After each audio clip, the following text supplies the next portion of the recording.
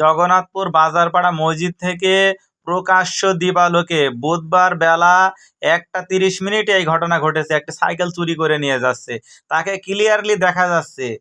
আমার মনে হয় এই ভিডিওতে কেউ শেয়ার করেনি। যদি ভিডিওতে বেশি শেয়ার করতো তাহলে অবশ্যই সবাই জানতে পারতো এবং চোরটাকে শনাক্ত করা সম্ভব হতো। বেশি দূরের হবে না, হয়তো মেহেরপুর অথবা চুয়াডাঙ্গা হতে পারে। তাহলে অবশ্যই আমরা ভিডিওতে শেয়ার করব, শেয়ার করলে সবাই জানতে পারবে যে এই চোরটি আসলে কে। দেখুন ক্লিয়ারলি তাকে দেখা যাচ্ছে এই ভিডিওতে।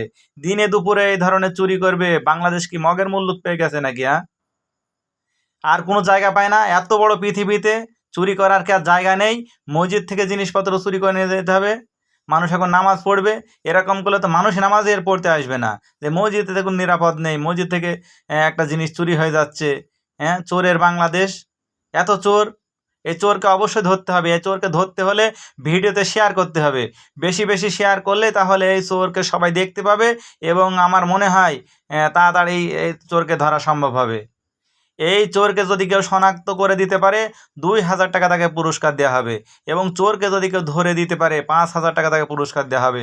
অবশ্যই এই ভিডিওতে বেশি বেশি করে শেয়ার করবেন যাতে সে ধরা পড়ে। বেশি দূরের লোক নাই, আমরা একটু শেয়ার করলেই হয়তো হবে।